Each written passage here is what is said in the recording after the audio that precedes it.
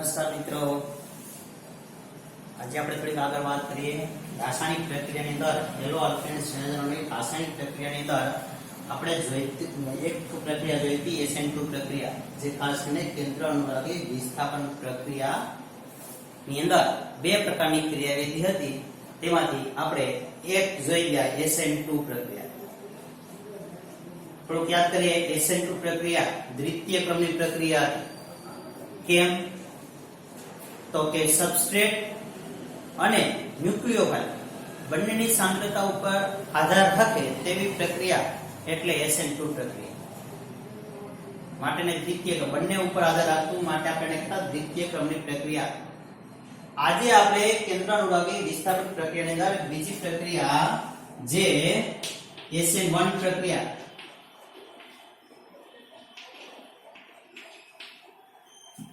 જેને કહેવાય એક આણ્વીય કેન્દ્ર અનુરાગી વિસ્થાપન પ્રક્રિયા.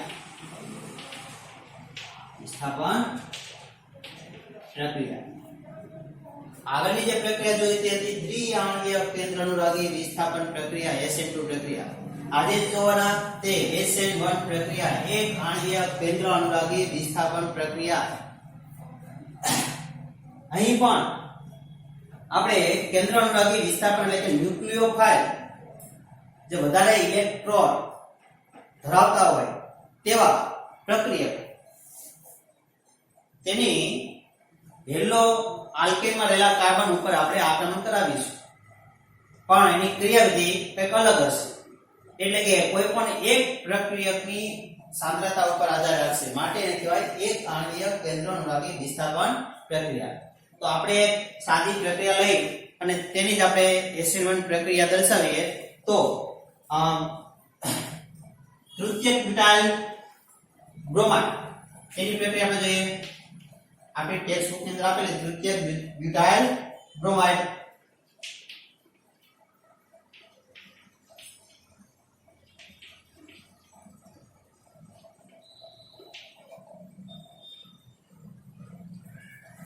ડિગ્રી બ્રોમાઇડ અથવા કહીએ આપણે 1 2 3.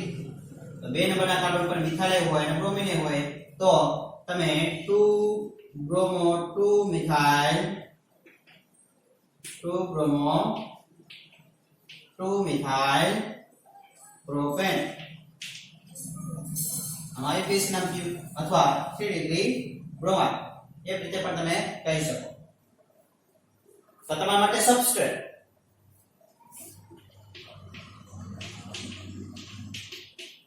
તેની પ્રક્રિયા આપણે ન્યુક્લિયોફાઇલ તરીકે લઈએ હાઇડ્રોક્સાઇડ આયન.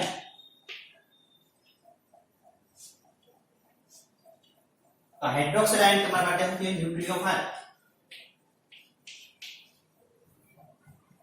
અને તો ઓક્સિજન પાસે વધારાનો ઇલેક્ટ્રોન હશે. હવે આ ન્યુક્લિયોફાઇલ રહ્યો એ કાર્બન ઉપર એટેક કરશે તો ત્યાંથી બ્રોમિન દૂર થશે. તો નિપજ આપણે ખ્યાલ છે કે નિપજ કે બનશે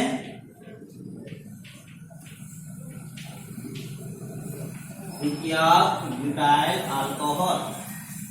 द्वितीयक ब्यूटाइल अल्कोहल का 2 मिथाइल प्रोपेन 2 what 2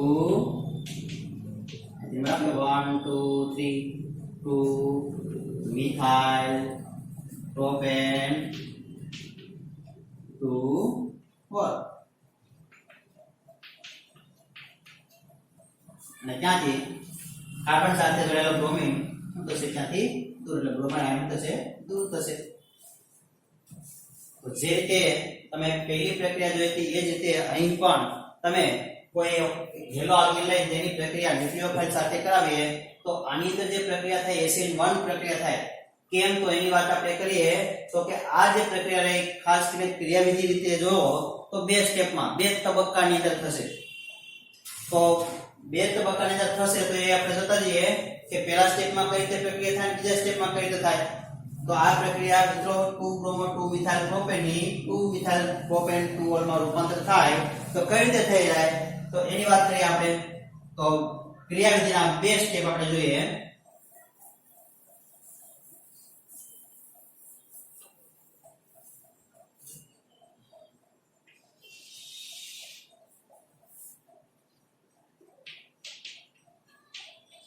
ક્રિયા પહેલું સ્ટેપ કે જેની અંદર તૃતીયક બ્યુટાઇલ બ્રોમાઇડ की प्रक्रिया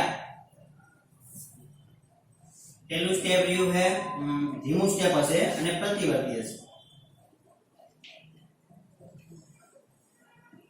બંને દિશામાં થતી હોય પ્રક્રિયાનું કહેવાય પ્રતિવર્તી પ્રક્રિયા તો સૌથી પહેલા સ્ટેપમાં ધીમું સ્ટેપ હોય તેની વાત કરીએ અહીંથી ખાલી બ્રોમિન અને કાર્બન અહીંથી અસમવિભાજન થાય અને એક કાર્બોકેટાઇન અને કાર્બોનેટ બનશે એટલે અહીં કાર્બન સાથે કાર્બોકેટાઇન અને ત્યાંથી બ્રોમિન કાર્બોએનાઇન તરીકે દૂર થશે અસમવિભાજન થશે અને અહીં હું હતું 3 મિથાઇલ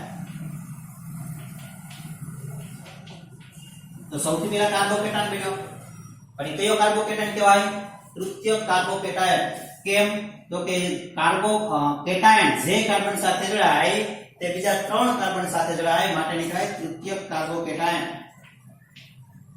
તૃતીયક કાર્બોકેટાઇન અને સેકન્ડ સ્ટેપ ની અંદર પહેલું સ્ટેપ હોય તો ધીમું સ્ટેપ હોય તે ખાસ કરીને ધીમું સ્ટેપ હોય તે પ્રક્રિયાનો વેગ નક્કી કરે એટલે એમ કહીએ આપણે કે પ્રક્રિયાનો વેગ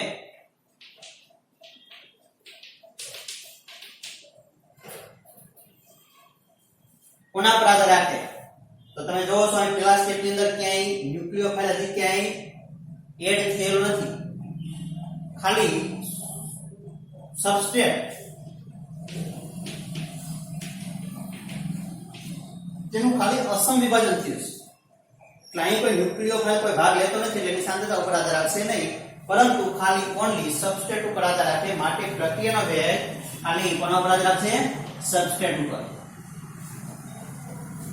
એટલે સબસ્ટ્રેટ એકની ઉપર જ આધાર રાખે માટે એને કહેવાય એક આણ્વીય કેન્દ્ર અનુરાગી વિસ્થાપન પ્રક્રિયા કારણ કે કોઈ એકની સાંદ્રતા ઉપર જ આધાર રાખશે અને એક એટલે કોણ સબસ્ટ્રેટ મિત્રો SN2 ની અંદર તમે જોઈ શકો છો સંક્રાંતિ અવસ્થામાં બંનેની હાજરી હતી સબસ્ટ્રેટ અને ન્યુક્લિયોફાઇલ તો બંનેની હાજરી હતી એટલે કે બંનેની સાંદ્રતા ઉપર આધાર રાખતી હતી માટે આપણે SN2 કીધું અહીં તમે જે ધીમું સ્ટેપ ની તમે જોઈ શકો આમાં હજુ ખાલી અસમવિભાજન થયું છે માં ન્યુક્લિયોફાઇલ કે એડ થતો નથી માટે પહેલું સ્ટેપ ધીમું સ્ટેપ હોય જે પ્રતિવર્તી હોય અને એના ઉપરથી પ્રક્રિયાનો વેગ નક્કી થતો હોય એટલે પ્રક્રિયાનો વેગ ખાલી સબસ્ટ્રેટની સાંદ્રતા ઉપર આધાર રાખે અહીં સબસ્ટ્રેટ એટલે કોણ તૃતીયક બ્યુટાઇલ બ્રોમાઇડ બીજું રાસાયણિક ગતિકી પ્રમાણે જો જોઈએ તો આ પ્રક્રિયા એ કયા ક્રમની કહેવાય છે પ્રથમ ક્રમની પ્રક્રિયા કયા ક્રમની કહેવાય છે પ્રથમ ક્રમની પ્રક્રિયા SN2 હતી તૃતીય ક્રમની પ્રક્રિયા હતી અહીં SN1 એ પ્રથમ ક્રમની પ્રક્રિયા તફાવત સ્વરૂપે મૂકે SN1 પ્રક્રિયા અને SN2 પ્રક્રિયા તો બંનેમાં પ્રક્રિયા તમે મૂકીને બંનેના તમે તફાવત પણ આપી શકાય હવે બીજા સ્ટેપમાં કઈ રીતે આગળ પ્રક્રિયા વધે બીજું સ્ટેપ થોડું ઝડપી સ્ટેપ હોય તો કે તૃતીયક બ્યુટાઇલ કાર્બોકેટાઇન તો તૃતીયક બ્યુટાઇલ કાર્બોકેટાઇન એ તૃતીય કાર્બોકેટાઇન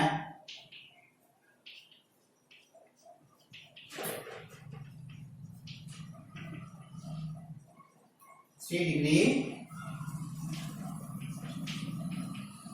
કાર્બોકેટાઇન ઝડપથી એના ઉપર હવે જે ન્યુક્લિયોફાઇલ એટલે હાઇડ્રોક્સાઇડ આયન જો તે ઝડપથી એની ઉપર શું કરશે આક્રમણ કરશે અને બીજું સ્ટેપ પ્રતિવર્તી નહીં હોય ઝડપી સ્ટેપ હશે અને ઝડપથી એ નિપજ આપશે એટલે કે આક્રમણ થશે હાઇડ્રોક્સાઇડ સમૂહ કાર્બન ઉપર અને નિપજ બનાવશે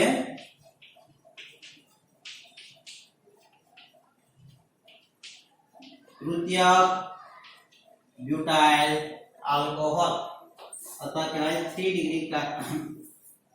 નિપજ એટલે 1 ને 3 એટલે 2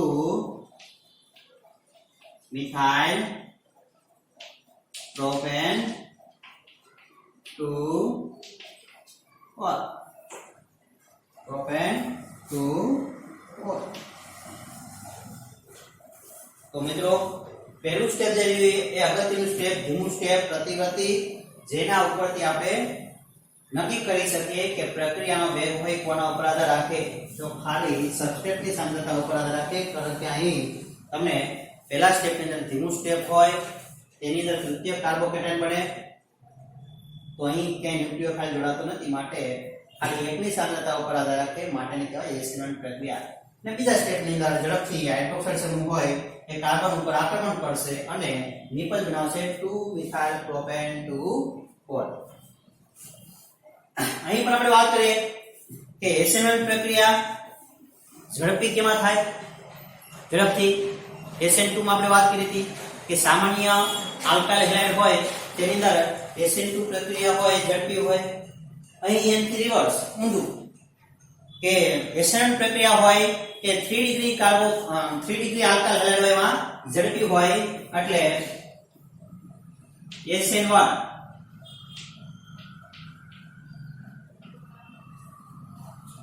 પ્રક્રિયાની SN1 પ્રક્રિયાનો ક્રમ, બરાબર, આપણે ઝડપી ક્રમ આપણે રીતે મૂકીશું કે SN1 પ્રક્રિયાનો ક્રમ કઈ રીતે ગોઠવો લાઈનમાં. તો તમારે યાદ રાખવાનું 3 ડિગ્રી આલ્કાઇલ હેલાઇડ માં ઝડપી હોય SN1, SN2 કરતા રિવર્સ. ત્યાં સામાન્ય આલ્કાઇલ હેલાઇડમાં ઝડપી હતું, અહીં SN1 પ્રક્રિયા 3 ડિગ્રીમાં ઝડપી હશે. કોના કરતા? 2 ડિગ્રી કરતા. 2 ડિગ્રી વધારે છે કોના કરતા? 1 ડિગ્રી કરતા. 1 ડિગ્રી વધારે છે કોના કરતા? સામાન્ય આલ્કાઇલ હેલાઇડ કરતા.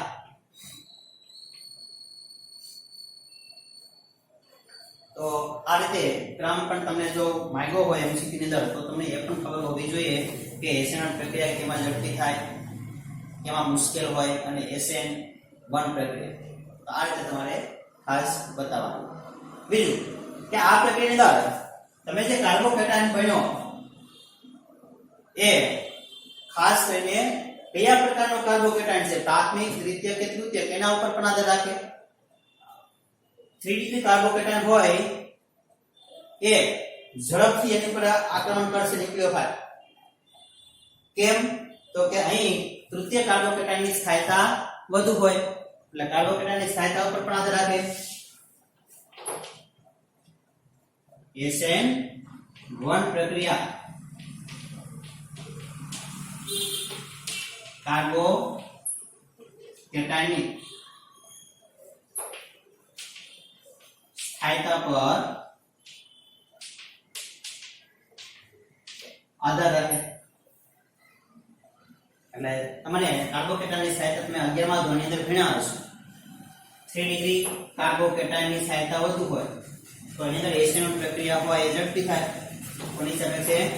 2 ડિગ્રી કરતા. 2 ડિગ્રી વધારે હોય ને સાથે છે 1 ડિગ્રી કાર્બોકેટાયન કરતા. એટલે આ રીતે કાર્બોકેટાયન હોય તેની અંદર પણ ખાસ યાદ રાખવાનું કે SN1 પ્રક્રિયા એ ઝડપી કેમાં થશે, તો તૃતીય કાર્બોકેટાયનની અંદર SN1 પ્રક્રિયા ઝડપી થશે. આ ઉપરાંત SN1 પ્રક્રિયા રહી એ એલાયલિક અને બેન્ઝાઇલિક ની અંદર પણ થઈ શકે. એલાયલિક અને બેન્ઝાઇલિક હેલાઇડ તેની અંદર પણ આપણે સરળતાથી SN1 પ્રક્રિયા દર્શાવી શકીએ. આપણે એલાયલિક અને બેન્ઝાઇલિક હેલાઇડ કોને કહેવાય આપણે ખ્યાલ છે. સ્ટાર્ટિંગમાં આપણે વર્ગીકરણમાં જોયું હતું. એલાયલિક એટલે હેલોજન જે કાર્બન સાથે જોડાયેલું સંકરણ sp3 હોવું જોઈએ, અને તે કાર્બન ડાયરેક્ટ કાર્બન કાર્બન ત્રિબંધ સાથે જોડાઈને આપણે કહેતા એલાયલિક. અને બેન્ઝાઇલિક ની અંદર કે હેલોજન જે કાર્બન સાથે જોડાય તેનું સંકરણ sp3 હોવું જોઈએ, અને તે કાર્બન ડાયરેક્ટ બેન્ઝીન સાથે જોડાય તેને કહેવાય બેન્ઝાઇલિક. તો આની અંદર SN1 પ્રક્રિયા હોય એ થઈ શકે. કેમ થઈ શકે? તો એની અંદર જે કાર્બોકેટાયન બને તે કાર્બોકેટાયન હોય તેના સંસ્પંદન થઈ શકે. જેટલું સંસ્પંદન થઈ શકે તેટલી એની સ્થાયીતા વધુ હોય, અને સ્થાયીતા વધુ હોય તેને કારણે SN1 પ્રક્રિયા દર્શાવી શકે. તો આપણે એલાયલિક અને બેન્ઝાઇલિક નું હેલાઇડ લઈએ તો આપણે એના સંસ્પંદન બંધારણ કઈ રીતે શક્ય બને તો આપણે જોઈએ.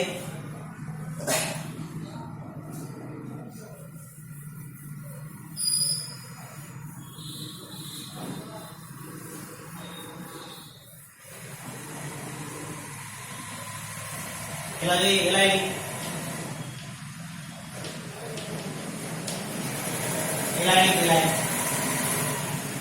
માં આપણે વાત કરી હતી કે હેલોજન જે કાર્બન સાથે જોડાય તેનું સંકરણ sp3 હોવું જોઈએ તે કાર્બન દ્વિબંધ સાથે જોડાયેલો હોવો જોઈએ કાર્બન દ્વિબંધ સાથે તો અહીં જ્યારે અસમવિભાજન થાય એટલે અહીં કાર્બોકેટન એના બનશે તો આનું સંસ્પંદન બંધારણ શક્ય બને તો કે તો કઈ રીતે તો અહીં મૂકી આપણે મિથિલિન સમૂહ દ્વિબંધ કાર્બન હાઇડ્રોજન સિંગલ બોન્ડ અને મિથિલિન સમૂહ કાર્બન ઉપર ધ્રુવીય આવશે હવે તમે આ જે બંધ લ્યો એ તમે દર્શાવો ટ્રાન્સફર કરો તો કાર્બોકેટન ફર્સ્ટ નંબરના કાર્બન ઉપર જતું રહે આટલાના સંસ્પંદન બંધારણ શક્ય બને સિંગલ બોન્ડ થઈ જશે અહીં બંધ જતો રહેશે કાર્બન હાઇડ્રોજન દ્વિબંધ અને મિથિલિન સમૂહ તો અહીં સંસ્પંદન બંધારણ શક્ય બનશે માટે સ્થાયીતા વધશે તો એસેન પ્રક્રિયા એ ઇઝીલી દર્શાવી શકે આવી રીતે સેમ ટુ સેમ બેન્ઝાઇલ ની અંદર થઈ શકે બેન્ઝાઇલિક એલાઇડ ની અંદર એની પણ આપણે પ્રક્રિયા જોઈએ સંસ્પંદન બંધારણ જોઈએ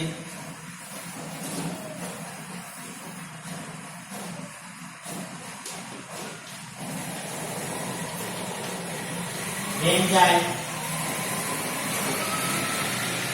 એલાઇડ બેન્ઝાઇલ એલાઇડ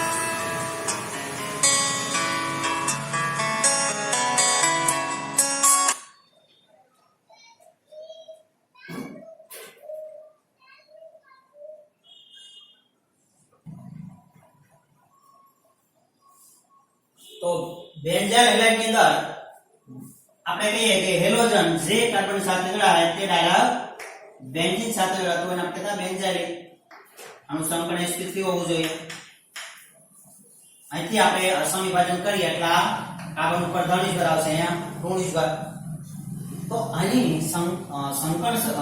સંસ્પંદન બંધારણ શક્ય બને કે નહીં જોઈએ કેટલા શક્ય બને તો દ્વિબંધ મૂકીને જોઈએ આપણે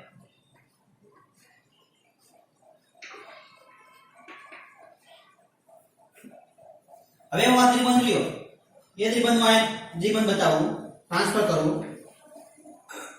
તો કેટાયન રે કે આ કાર્બન ઉપર જશે એટલે એક આ સંસ્પંદન બંધારણ શક્ય બનશે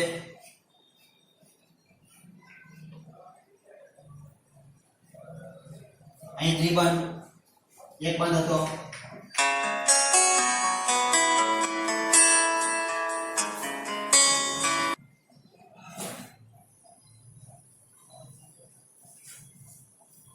તો અહીં કાર્બોકેટન આ કાર્બન ઉપર આવતો રહેશે અહીં બંધ હતો તે રહેવા દેવાનો અહીં પણ એક બંધ ત્યારબાદ આ બંધને આપણે અહીં મૂકીએ બાકી કે અહીં ટ્રાન્સફર કરીએ તો કાર્બોકેટન અહીંયા ઉપર આવતો રહેશે કેટાયન ક્યાં જશે આ કાર્બન ઉપર જશે કારણ કે બંધ ટ્રાન્સફર થયો આ દ્વિબંધ તેમ જ રહેવા દેવાના હવે શક્ય બનશે તો કે આ બંધ હું અહીં લઈ લઉં તો આ કાર્બોકેટન ક્યાં જશે ફરીથી અહીં કાર્બન ઉપર જશે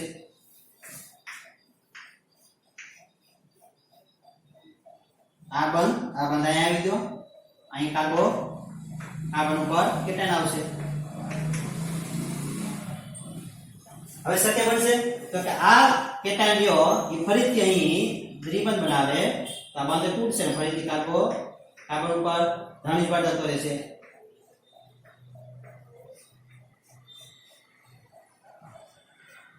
આ બંધ અહીં બનાવ્યો અહીં બંધ તૂટી જશે સિંગલ બંધ થઈ જશે અને ફરીથી મિથિલિન ઉપર કેટાયન આવશે તો આ રીતે બેન્ઝાઇલિક હેલાઇડ ની અંદર કેટાયન ના ઘણા બધા સંસ્પંદન બંધારણ શક્ય બને માટે સ્થાયીતામાં વધારો થાય અને સ્થાયીતા ઉપર આધાર રાખે એસિડોન પ્રક્રિયા એટલે આ રીતે એલાઇડિક હેલાઇડ હોય કે બેન્ઝાઇલિક હેલાઇડ હોય તેની અંદર એસિડોન પ્રક્રિયા હોય એ થઈ શકે કેમ થઈ શકે તો તમે જોઈ શકો કે એલાઇડિક ની અંદર પણ એના આપણે જોયા તે પ્રમાણે સંસ્પંદન બંધારણ શક્ય બને અને બેન્ઝાઇલિક ની અંદર પણ આ પ્રકારના સંસ્પંદન બંધારણ શક્ય બનશે. તો ખાસ તમને આ રીતે ખબર પડવી જોઈએ કે સંસ્પંદન બંધારણ કેટલા શક્ય બને. બંધને ખાલી ફેરવતું જવાનું અને કેટા મૂકતું જવાનું છે. એટલે આ રીતે તમારા સંસ્પંદન બંધારણ શક્ય બનશે. બીજી વાત કરીએ કે SN1 પ્રક્રિયા અને SN2 પ્રક્રિયા આપણે જોઈએ તો ખરા. હવે તમને કોઈ એવા MCQ મૂકે કે તમને ક્રમમાં ગોઠવવાનું કીધું હોય, કેમાં ઝડપી થાય અને કેમાં મુશ્કેલ હોય, કેમાં ઈઝીલી થઈ શકે, તો એની વાત કરીએ આપણે.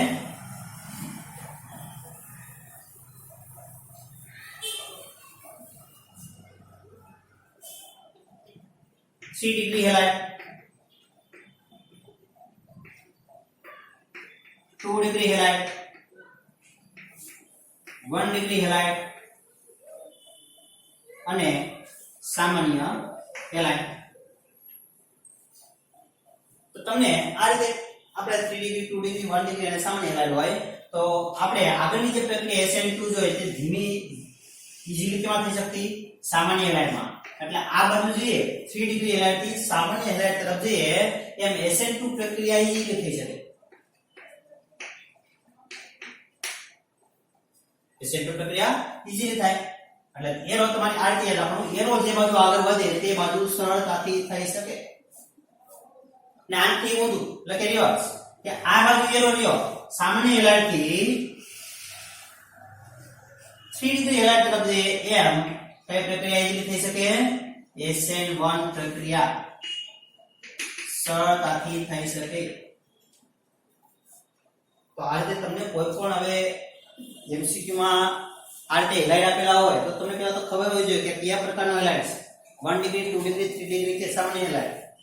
ને તે હેલાઇટ હોય એની અંદર તમને જે ક્રમ માંગેલો હોય, SN2 નો ક્રમ માંગેલો હોય તો એ પ્રકારે જો, SN1 હોય તો એ પ્રકારે જો, 2 હોય તો એ પ્રકારે જો અને ક્રમમાં ગોઠવો. ઉતરતા ક્રમમાં કીધું તો એ રીતે ગોઠવો. તો જે રીતે માંગ્યું હોય તે રીતે તમને ક્રમમાં ગોઠવતા આવડવું જોઈએ. પણ એના માટે મેં કીધું એમાં અહીં કઈ ભૂલ ન થાય એનું ખાસ ધ્યાન રાખવું. એના પર આપણે થોડા ઘણા એક્ઝામ્પલ જોશું એટલે ખ્યાલ આવશે કે કઈ રીતે એમાં ઈઝીલી થઈ શકે. તો મિત્રો ખાસ કરીને કેન્દ્રાનુરાગી વિસ્થાપન પ્રક્રિયાઓ આપણે જોઈ. એની અંદર ફરીથી થોડુંક વાત કરીએ તો બે પ્રકારની ક્રિયાવિધિ હતી. એમાં SN2 અને SN1. SN2 એટલે મેં વાત કરી હતી કે દ્વિઆણ્વીય કેન્દ્રાનુરાગી વિસ્થાપન પ્રક્રિયા અને SN1 એટલે એક આણ્વીય કેન્દ્રાનુરાગી વિસ્થાપન પ્રક્રિયા. SN2 પ્રક્રિયાની વાત કરીએ તો એમાં બંનેની સાંદ્રતા ઉપર આધાર રાખતો હોય. ન્યુક્લિયોફાઇલ તેમજ સબસ્ટ્રેટ પ્રક્રિયા બંને ઉપર આધાર રાખતો હોય તો એ પ્રક્રિયાને આપણે SN2 કહીશું. SN2 પ્રક્રિયા એ દ્વિતીય ક્રમની પ્રક્રિયા હતી. જ્યારે SN1 હોય તે પ્રક્રિયા ખાલી સબસ્ટ્રેટની સાંદ્રતા ઉપર આધાર રાખે તો એને કહેવાય એક આણ્વીય કેન્દ્રાનુરાગી વિસ્થાપન પ્રક્રિયા. એની પર આપણે થોડી વાત કરી. ત્યારબાદ SN પ્રક્રિયા હોય એ કાર્બોકેટાયનની સ્થાયીતા ઉપર આધાર રાખે. કાર્બોકેટાયનમાં મેં કીધું કે 3 ડિગ્રી કાર્બોકેટાયનની સ્થાયીતા વધુ હોય તો એ ઈઝીલી થઈ શકે એની અંદર. આ ઉપરાંત SN1 પ્રક્રિયા એરાઇક અને બેન્ઝાઇક હેલાઇડમાં પણ ઈઝીલી એટલે કે થઈ શકે. SN1 પ્રક્રિયા કેમ થઈ શકે? તો તેના સંસ્પંદન બંધારણ શક્ય બને એટલે. તો એના આપણે સંસ્પંદન બંધારણ શક્ય બને તો એ પણ આપણે જોયા. ત્યારબાદ સામાન્ય રીતે વાત કરીએ તો SN1 પ્રક્રિયા અને SN2 પ્રક્રિયા કઈ રીતે યાદ રાખવી? તો એ રીતે આ રીતે યાદ રાખવાનું કે સામાન્ય હેલાઇડની અંદર SN2 પ્રક્રિયા ઈઝીલી થઈ શકે અને 3 ડિગ્રીમાં મુશ્કેલ હોય. જ્યારે 3 ડિગ્રી હેલાઇડમાં SN1 પ્રક્રિયા ઈઝીલી થઈ શકે પરંતુ સામાન્ય હેલાઇડમાં SN1 પ્રક્રિયા કેવી હોય? મુશ્કેલ હોય. તો આ રીતે તમે દર્શાવી શકાય. બીજું, બંને પ્રકારની પ્રક્રિયા માટે આપણે આલ્કાઇલ હેલાઇડ લ્યો તો એની સ્થાયીતાની વાત કરીએ. સ્થાયીતાની કે વધારે ઝડપી કોણ આપી શકે તો એનો પણ આપણે ક્રમ ખબર હોવી જોઈએ કે આલ્કાઇલ સાથે આયોડિન જોડેલું હોય તેનો ક્રમ એ ઝડપથી પ્રક્રિયા આપી શકે. કોની કરતા? બ્રોમિન કરતા. બ્રોમિન હોય ઝડપી હોય કોની સાપેક્ષે? ક્લોરાઇડની સાપેક્ષે. ક્લોરાઇડ વાળી પ્રક્રિયા ઝડપી હોય કોની સાપેક્ષે? ક્લોરાઇડ કરતા. તો આ પણ આલ્કાઇલ હેલાઇડનો ક્રમ બંનેને લાગુ પાડી શકાય. SN1 અને SN2 પ્રક્રિયાની અંદર બંનેની અંદર આપણે જોઈ શકીએ.